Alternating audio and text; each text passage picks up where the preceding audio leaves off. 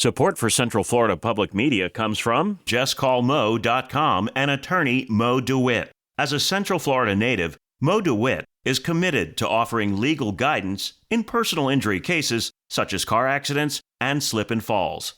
Offices in Orlando. More at JustCallMo.com.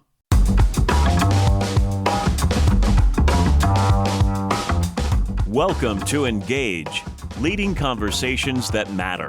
Engage is made possible with support from inaugural sponsor JustCallMo.com and the support of listeners like you. You are listening to Engage on Central Florida Public Media. I'm Sharon Stone. Coming up, we'll look at both the training and the counseling available for 988 suicide hotline operators. And we'll look at the role Waffle House plays in Florida's emergency management. And we'll visit a spaced-out avant-garde music festival from the Milk District. First, let's talk about this heat. We are coming off a scorching hot Memorial Day that brought record heat to parts of Florida, including Melbourne. They set a record Monday. We're going to dive into some new methods of indexing heat.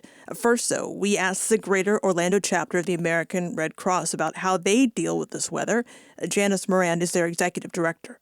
We have not, at this moment, have received any requests from our local governments to assist, to open or to assist and support any cooling shelters. Once we receive those requests, we'll take that, step by step. What I recommend, the Red Cross truly recommends in the heat, and that's another thing, right? Some people may not be used to the Florida heat in the summers, and they are just getting warmer and warmer. So slow down, right? Postpone or limit some outdoor activities.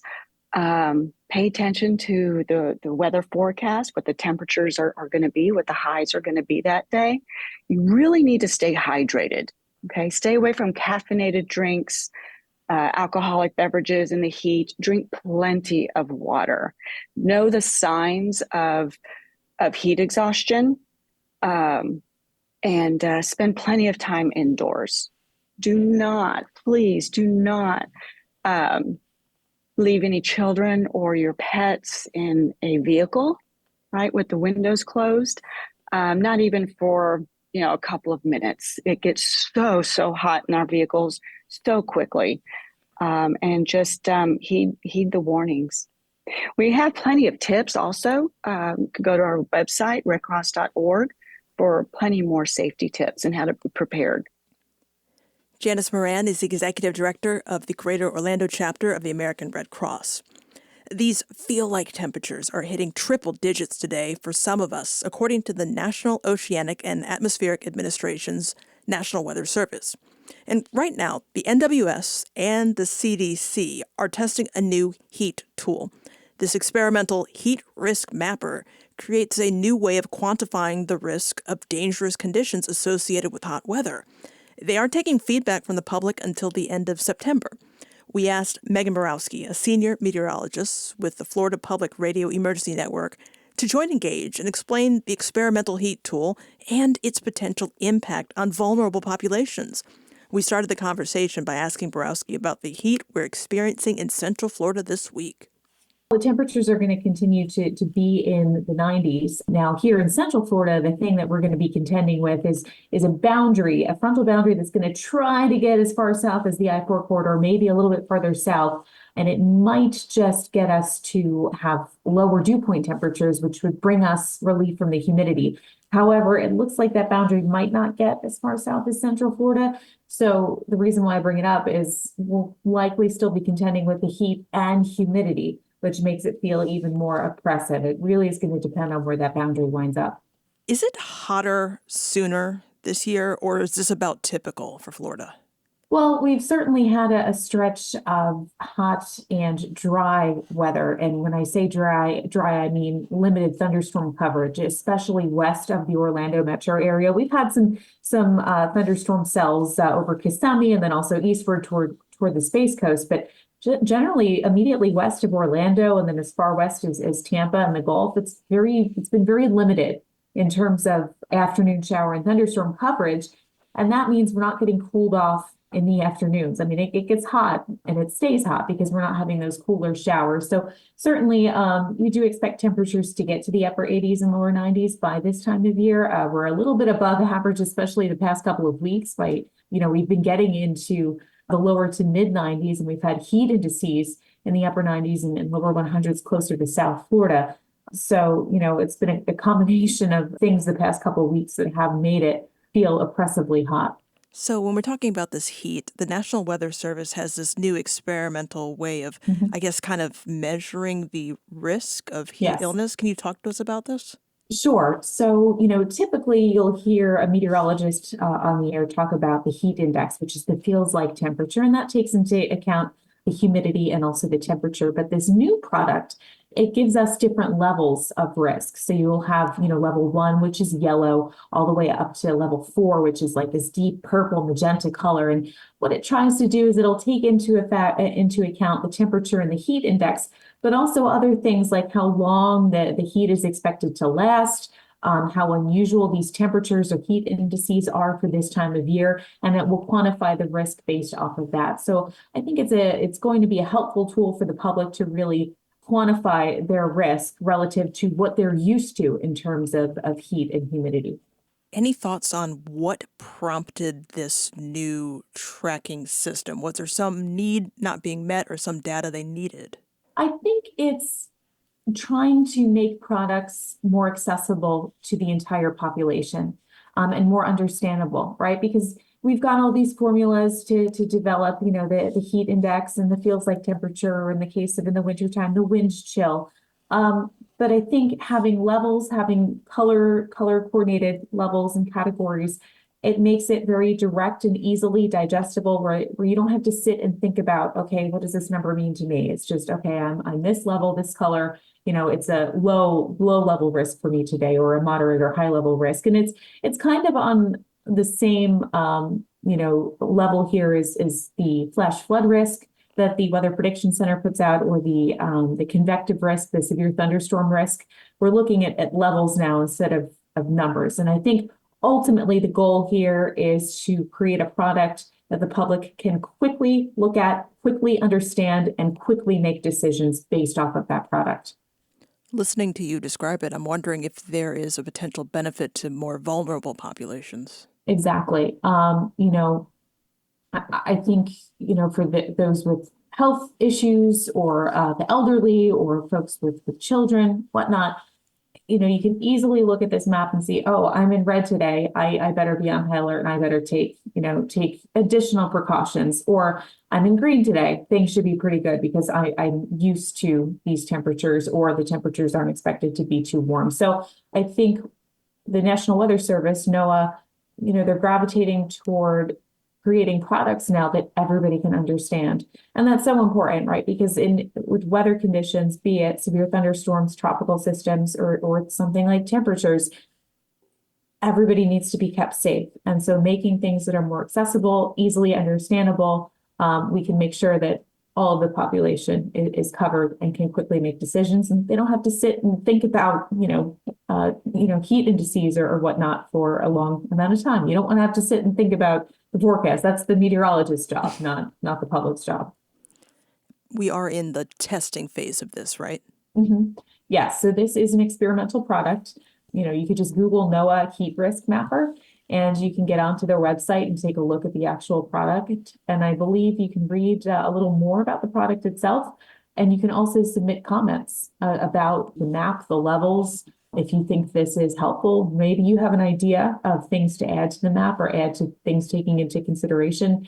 NOAA, it's a government agency, and it is there to serve the public. And so if you see this product and you think it's great, well, leave a comment. Or if you want something added, or you have something to put in, give that comment. Make this product the best thing that it can be. We're talking with Megan Borowski. She's a senior meteorologist with the Florida Public Radio Emergency Network. So, Megan, we know a lot of people are new to Florida, and those of us who have been here a while, we expect the sweltering heat. Help me understand, how do you know if you're just hot, or is this something more serious? So you're going to want to be in tune with how you're feeling. Really think about, you'll probably know, if you're starting to feel dizzy, if you're thirsty, you're sweating a lot, or if you're starting to feel queasy or weak, that's likely going to be heat exhaustion. Heat stroke is if those symptoms intensify, you're even more confused, you're dizzy, or heaven forbid, you're unconscious, that's heat stroke and you need to, dial 911 and get to emergency rooms as quickly as possible. Coming from up north, it takes a while to get acclimated to the Florida heat and humidity. I suggest that, folks take it easy, listen to your body, make sure you're staying hydrated, and especially in the summertime, avoid being outside during those peak heating hours, those highest temperatures during the day, anywhere from 11 o'clock or noon all the way till about 4 or 5 o'clock is when it's going to be the hottest and you have the most direct sun angle. And just be smart. Listen to your body, as only you know how you're feeling, and honor that. Make sure you're hydrating yourself, you're wearing those fitting clothing, you're staying in the shade. And if you feel like you're starting to fall ill to the heat, get help right away. An ounce of prevention is worth a pound of cure, as they say. So don't ignore if you're starting to feel symptoms. And Megan, would you remind people of just the dangers of pets, babies, Yes. and cars? Yes. It's something that you can easily think it's not going to happen to me. I'm just going to run into the gas station and just get, a bottle of soda or whatever it may be. But cars can quickly heat up. You get the sunlight on, they're like mini greenhouses, if you want to think of it that way, and they can heat up very quickly. And it only takes a matter of minutes in a closed car for that temperature to soar to levels that lead to heat stroke or even death. So please, we urge this every year. We want deaths to be zero. Do not leave any living being in a car. Make sure you check the back seat before you go inside anywhere and before you lock your car and go inside anywhere. Do not leave pets. Do not leave children in cars unattended without the AC on. And finally, while I have you, we are just days out from June 1st. Any concerns for you in the tropics? As of right now, no. We were watching a little cluster of thunderstorms over the Caribbean near Hispaniola over the Memorial Day weekend, but the National Hurricane Center has since stopped watching that little cluster. Right now, nothing to be concerned about in the tropics. However, we are looking at the potential for a well above average season in terms of storm frequency. The conditions are there to support tropical activity. And regardless of what the seasonal forecast is, I say it every year, it only takes one storm to come through your backyard and to devastate your neighborhood, to devastate your home. So while conditions are quiet, make sure you review your plans. You make sure you have emergency plans in place. The sales tax holiday is coming up. It's going to run from June 1st to June 14th. So take advantage of that. Stock up on your emergency supplies. And that way you have peace of mind going into season that if something is threatening your backyard, you're ready, you're prepared. You can weather the storm with the lowest level of impacts that are possible. Megan Borowski is a senior meteorologist with the Florida Public Radio Emergency Network. That 2-week-long disaster preparedness sales tax holiday she mentioned. It starts Saturday, that is June 1st, the start of the Atlantic hurricane season. Qualifying items are exempt from sales tax. We're talking about things like batteries, flashlights, carbon monoxide detectors, even some portable generators. Supplies for your pets, like dog or cat food and litter and leashes, are exempt as well.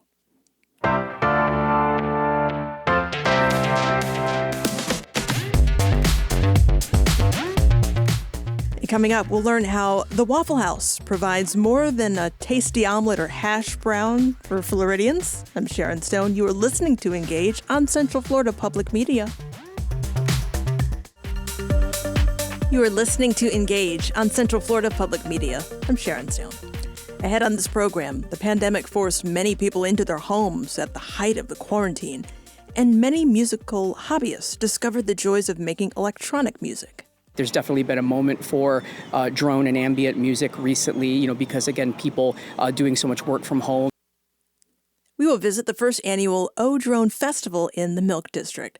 First, though, when you start talking about Waffle House, you are probably going to get a reaction. Could be a strong one at that. I know people who love its good food fast, and they will defend its glory. I know people would rather go absolutely anywhere else. Love it or hate it. the 24-hour restaurant is somewhat of a Southern icon. It was started in Georgia in the 1950s by two neighbors who opened up a sit-down spot for their friends. Today, there are more than 1,900 locations across several states. Ty Mariaski is a professor of anthropology at UCF and the author of Smothered and Covered, Waffle House and the Southern Imaginary. He joined Engage earlier today and explained why his first visit to Waffle House did not disappoint.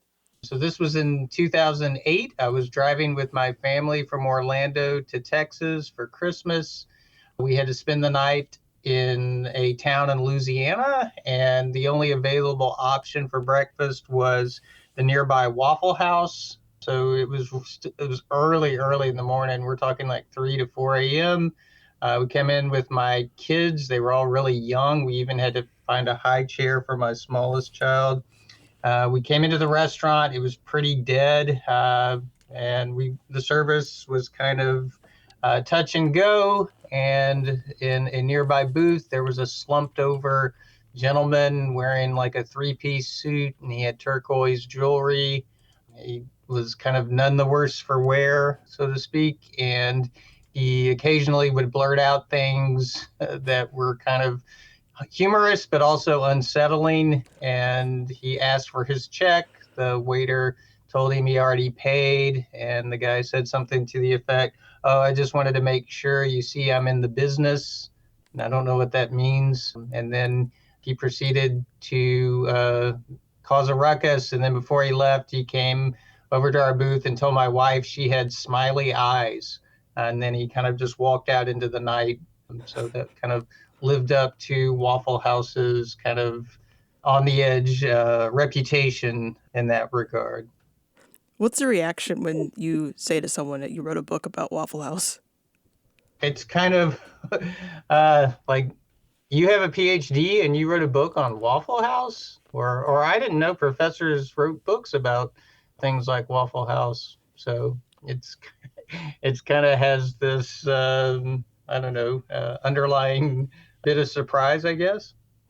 So what motivated you to write this book? Is it Waffle House is somewhat of an icon?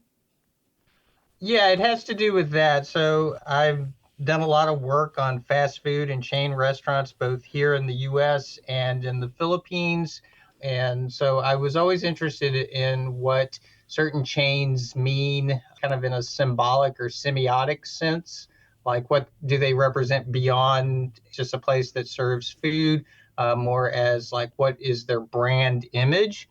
And Waffle House has been long associated and praised as kind of like this icon of Southern identity, but there hasn't really been any work to show how this is true, or in some cases not true. So I started thinking about that, and then also how Waffle House is kind of seen as a microcosm of the American South. Both come with like distinct cultural baggage. So I was interested in exploring the dualities of both the South and in Waffle House. So both places seen as places that are welcoming, like Southern hospitality, places that don't make distinctions. People will accept you as you are, but also places that kind of have these reputations where, on the flip side, not everybody's accepted, especially people who are considered others or on the outside, and places that have kind of like this kind of dark tinge where, the prospect of violence or the prospect of confrontation can't be discounted. So kind of understanding both Waffle House as a brand, but also Waffle House as a symbol, and then linking it to this broader idea of the South. Regardless of what time of day that you are listening to this, you can rest assured the Waffle House is open. It's always open, 24 hours a day, 365 days a year, including all the holidays.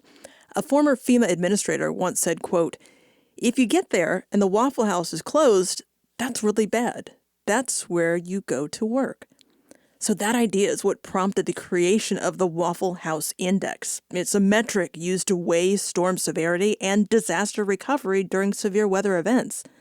Ty Mariaski continues our conversation now by explaining how the Waffle House Index is actually used. right now there's Waffle Houses open. It seemingly never closes. So 365 days of the year, 12 months, 24 hours a day, Waffle House is open. So because of this kind of ubiquity in terms of always being open to the public, it's been used by the Federal Emergency Management Agency, FEMA, as an informal metric for determining both disaster severity and disaster duration.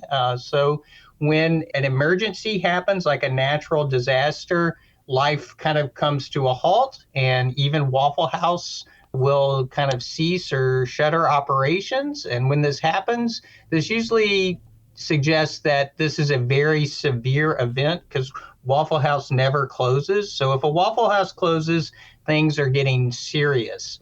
So once a hurricane hits Florida quite commonly, it takes a while for things to get back to normal. So as a way of gauging how long a recovery will take, using a Waffle House, seeing when Waffle Houses are finally up and operational becomes another indicator of determining like the severity and the duration of natural disasters. So FEMA has embraced Waffle House and this kind of informal Waffle House Index. But I should point out that Waffle House is not the only brand that they consider. Also, places like Home Depot are used as part of this kind of informal index. So what does Waffle House look for when deciding to shut down? Well, it may be official warnings like from, local, state, or national governments. These are the type of things. Or on top of that, like if their employees can't make it to the, location, or if customers are not out, it doesn't make sense to remain open. And you mentioned it's an informal metric, but also it was a term that came from former FEMA Administrator Craig Fugate. So how seriously is it really taken? Is this a clickbait thing, or is this actually something that is taken seriously? Oh, it is definitely taken serious because, it does provide like a real on the ground indicator of the things that we're talking about. But you are right. I mean, it has kind of taken a life of its own as kind of like this cultural phenomenon. People tend to gravitate towards Waffle House stories, and then kind of this idea that the national government has embraced Waffle House in this way, it has legs as kind of like a media story or like a kind of clickbait vehicle. I think it's important for people to understand is Waffle House doesn't advertise. So you never see Waffle House commercials on television. You never see radio spots. So in that regard, Waffle House kind of cedes their messaging authority to others.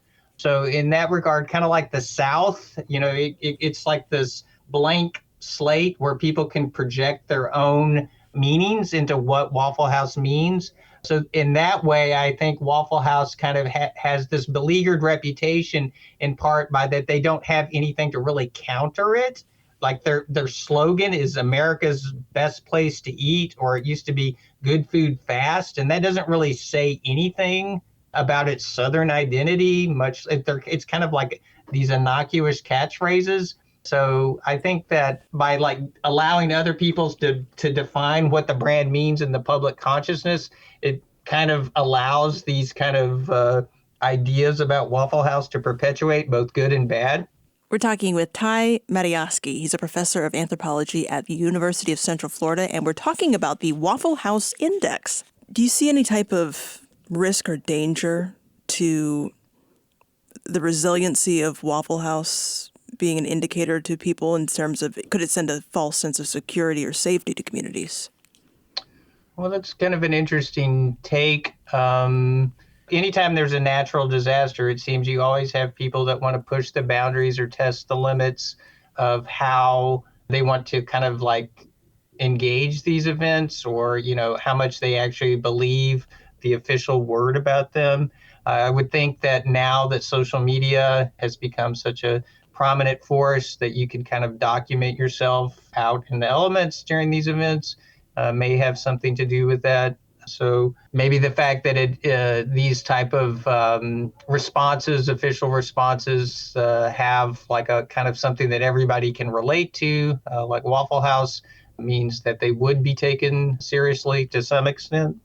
So, Ty, is there any kind of concern about maybe a daredevil kind of approach to sticking out these storms? Are employees being put at risk? And many of these employees might be in low-income families.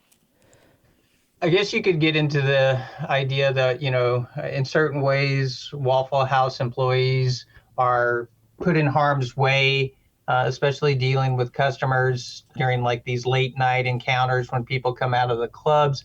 I haven't really heard or encountered anything about Waffle House making employees like show up to work when there's a storm or approaching, but there have been instances where people have felt that the brand could do a better job in terms of safeguarding their employees. And conversely, are they providing food for communities recovering from the storms? Yeah, I think there's been documented instances like after there were some floods in Louisiana a few years ago that Waffle House showed up. That Waffle House actually has a food truck, and they might even have more than one, and they showed up in disaster impacted communities and provided food for first responders as well as those households and neighborhoods affected by weather disaster severity. So they do, like many brands or many companies, they do kind of respond in a way to help communities that have been impacted by natural or other types of emergency events. Your book title refers to smothered and covered. Do people know what that means? People do know what that means because it is kind of been linked to the Waffle House identity, specifically in terms of how hash browns are prepared. So smothered meaning comes with sauteed onions, covered meaning it comes with melted cheese. So you can have your hash browns smothered, covered, chunked, diced, peppered, capped. These are all variations that allow you to kind of personalize the way that you're kind of take your hash browns as a side item to like eggs or even waffles. Ty, how do you take your Waffle House hash browns? Okay, so my stock answer to this is I take them smothered and covered because my book is called Smothered and Covered, Waffle House and the Southern Identity, and I believe in truth in advertising. So in that regard, I do take them smothered and covered. Ty Matiaski is a professor of anthropology at UCF and author of the book Smothered and Covered, Waffle House and the Southern Imaginary, published by University of Alabama Press.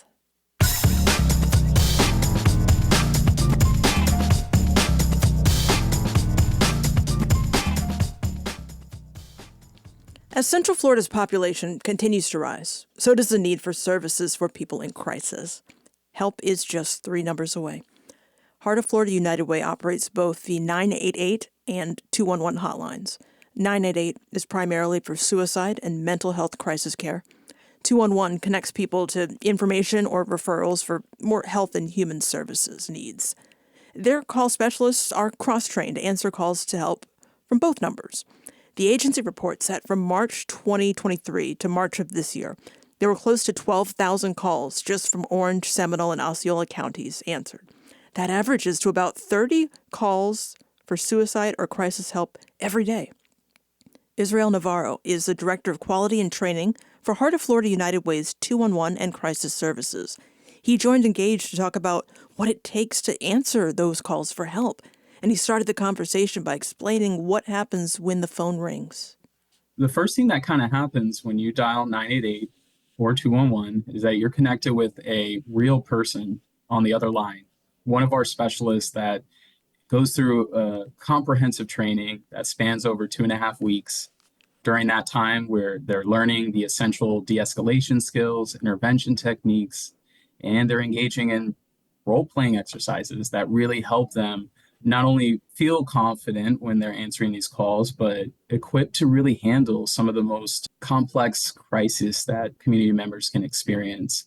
Our staff are continuously evaluated to ensure that they feel comfortable and confident in their abilities, but we also make sure that we invest in supporting them during these calls. So what a community member can expect is not only to be interacting with one individual that's providing them with the undivided attention, but I just want to paint the picture that there's an entire team working behind the scenes very diligently to ensure that we're providing the best support possible on all these interactions. And we want to make sure that we're able to help community members really navigate some of the most challenging moments they may face. I want to know more about that team that you're talking about. Tell me a bit more about the training that the call specialists are going through. You mentioned some role playing even. Sure. So we have accrediting agencies that, set those best practices, and they provide us with so many helpful resources and tools. But one of the most effective tools that we have is the human to human component. And those interactions really give you a greater sense of what to expect in the role. And again, it gives you the opportunity to kind of fine tune your own abilities. And those role playing exercises cover a wide variety of different types of crises that a lot of our community members do experience. Maybe not on the day to day, but they may find themselves experiencing that psychological pain, feelings of hopelessness or loneliness. Those are things that we all can connect with. We may not necessarily be able to relate to their specific situation, but I think we can all relate to how it feels to be heard and to feel supported during a moment when maybe you're having difficulty processing the experience.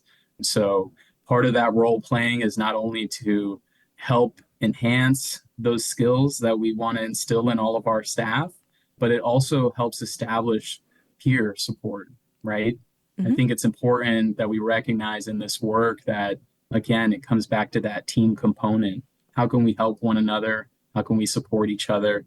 And part of that comes with establishing that rapport with one another as you're going through training, as you're going through the onboarding process. You're going to get to know your peers. You're going to get to know how they approach certain situations. And so role playing is definitely one of the most effective tools that we have.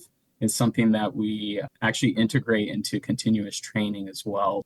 I want to talk more about the benefits to the people calling, but to stay on the topic of those taking the calls, do you think it takes any kind of toll on them to do this kind of work when they're taking calls from people who are dealing with crisis? Sure. I think it's important that one, where we are developing our self-awareness, and that comes with making sure that we're recognizing the humanity in every single one of these conversations. We need to maintain that human component that can sometimes feel inadequate when you're just interacting with someone on a phone call. And part of that process really started from listening to our staff. It really started with gaining their perspectives, gathering their feedback, and seeing how we can improve the support that we provide. How can we tailor our trainings to make sure that they're as effective as possible within the confines of what we can provide as a crisis helpline.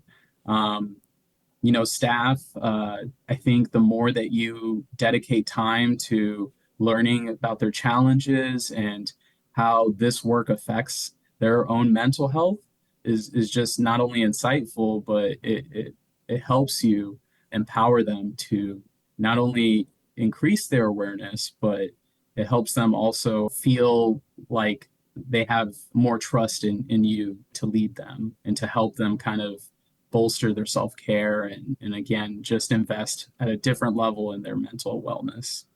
And what was that feedback? What were they telling you that they needed? The feedback really came from wanting to talk, kind of like what we're doing right now, Sharon.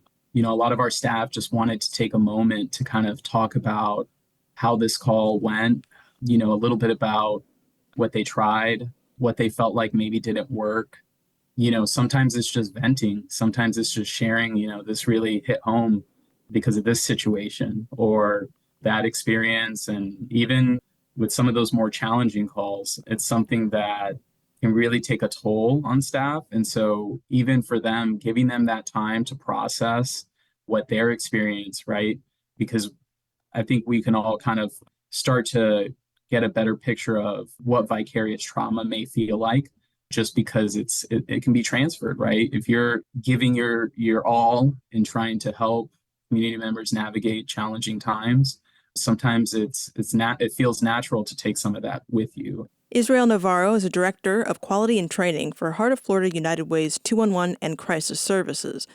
Are there enough trained people to take the calls? Absolutely. So what I can say is that we are looking at all of the steps that we need to take to make sure that we're leveraging technology, to make sure that we're staffing adequately. And we also are bolstering our relationships with our partners who help answer these lines. We partner with other United Ways to make sure that we always are available, and that if they should ever need support as well answering these lines, that we also support their need and the volume of contacts that they're receiving. So we all collaborate, and we all know that we're in a network of organizations that really do support this work and really want to make a difference and expand access for these resources and services for our communities. I was reading that 43% of callers over the past year were first-time callers rather than repeat callers. What is your takeaway from that? My takeaway is that the word is getting out there. I think that collectively as community members and leaders, we are recognizing the increased need to not only increase visibility, but to make sure that we are expanding access for those that we need to support, and that includes vulnerable populations. I believe that there's been an ongoing marketing strategy to make sure that we're reaching those individuals from maybe some of the most underserved populations and communities. So when you discuss an increase in first-time callers, I think that kind of indicates that the word is getting out there, that this is an essential and helpful resource that's available completely free, completely anonymous for community members to receive that immediate support. How do you know that 988 makes a difference? So we evaluate the effectiveness of the 90-day suicide and crisis lifeline trainings and onboarding process through various means, including monitoring call volume, where those calls are coming in from. We're addressing caller feedback. So we actually follow up with community members should they opt into the follow-up just to see how they're doing. So it's an opportunity for us also to gain feedback as to, how was the level of support? Were they able to successfully connect with the resources that may have been provided at that time? And then just to see what other supports may be needed. And then, of course, we analyze the outcomes. That's very important data for us because we want to make sure that we're not only having successful interventions, but, we're making sure that we're providing referrals to the appropriate services. Additionally, there's a lot of ongoing research and evaluation from our accrediting agencies that help us ensure that the Lifeline and the services we're providing are meeting the needs of those that we serve. And not only that, but making a positive impact on mental health and suicide prevention efforts. We do have a 988 dashboard where you can filter the dates, you can filter the counties that we serve, and it actually does produce not just the volume of contacts that we've answered, but it also kind of breaks down how many calls were de-escalated, how many calls resulted in an emergency intervention, how many calls resulted in needing to get connected with the mobile crisis unit. So again, we're always going to be looking at the outcomes and wanting to make sure that we are successful again in supporting these community members. You've really given us some great insight into the perspective of the person taking the call. What would you say to someone who's wondering, is it time to call 988 or text? I think if you're in doubt or if you're curious, I would just encourage you to call. Call at any time. It's a 100% free of charge service that we provide community members. It's something that's available to you 24/7, 365. And it just takes a moment to dial those 3 digits. And when you dial 988, you're going to get connected with a live specialist that's ready to support you. And so I think that if you have any doubt or you're just, again, curious as to how we can help, please just call us. It's definitely something that we look forward to. Israel Navarro is the Director of Quality and Training for Heart of Florida United Way's 211 and Crisis Services.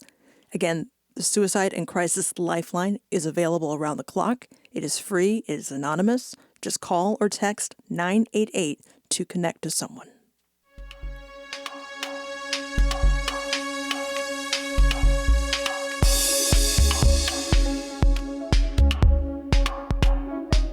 Coming up, STEM meets music as we visit the first annual O-Drone Festival, a celebration of vintage and modern electronic music.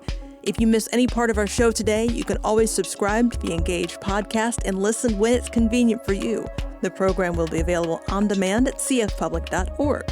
You are listening to Engage on Central Florida Public Media.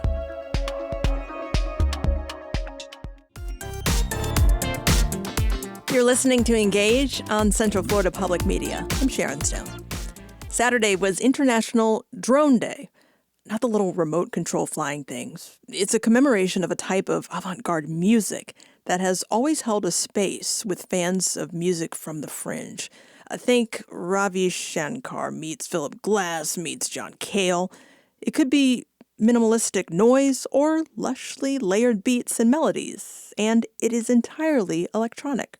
It's really interesting, the eclectic gear that people have and make music with. I mean, we, like one of our artists and one of the people who's like organizing this O-Drone event tonight, for instance, like he's very close with one of the head engineer or the head engineer at like the Moog company. And like they have exchanged gear on multiple occasions in the past. And, so we have a really great community of electronic, thinkers and builders here in town.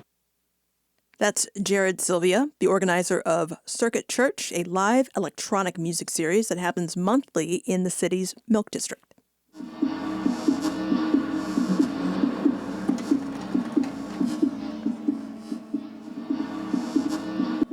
The audience is made up of a lot of electronic musicians, people that appreciate electronic music, people that like to hang out in the Milk District and, and the Mills 50 bars and things like that. And that's a lot of who is here.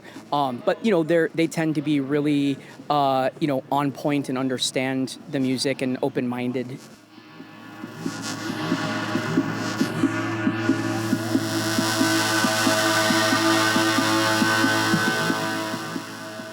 And on Saturday night, they organized Orlando's first O-Drone Festival at the Nook.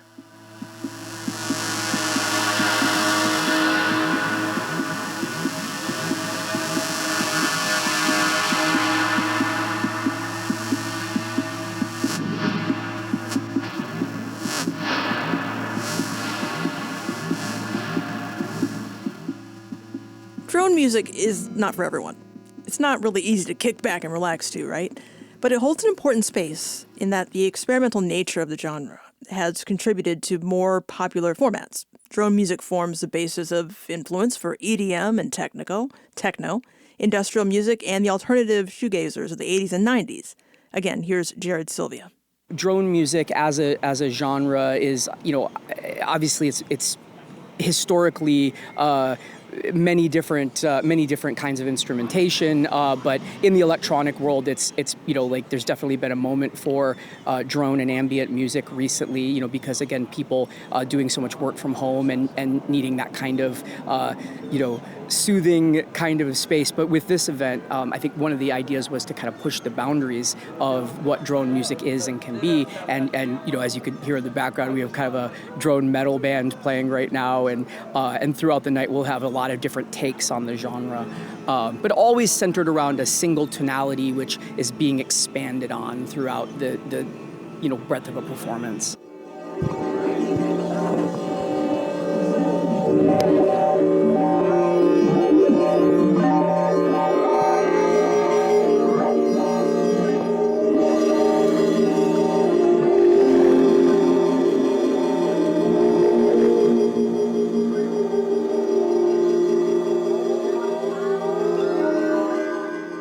Festival started at 4 and it ran until midnight. By 9 o'clock, there were about 50 people gathered in the parking lot to listen to Phil Penley manipulate a bank of knobs, dials, and buttons.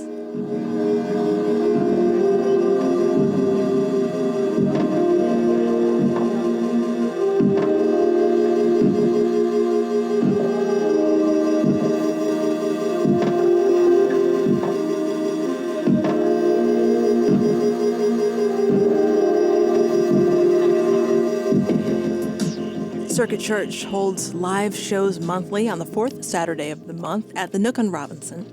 They also host meetups for synthesizer enthusiasts and aficionados of other arcane electronic equipment, and they encourage anyone interested to join in performance.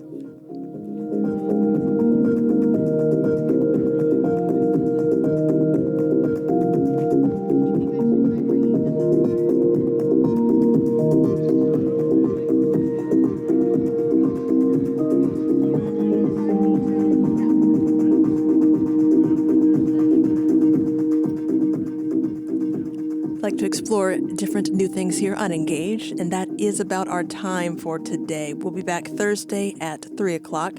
Before we go, we could actually use your help with a piece that we are working on. There's a new statewide program allowing volunteer chaplains to be on school campuses and provide counseling to support students in public schools.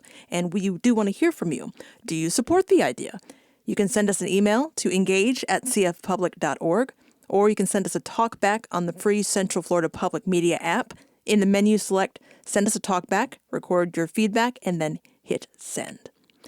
Thank you for joining us. I'm Sharon Stone. All Things Considered is coming up following NPR News.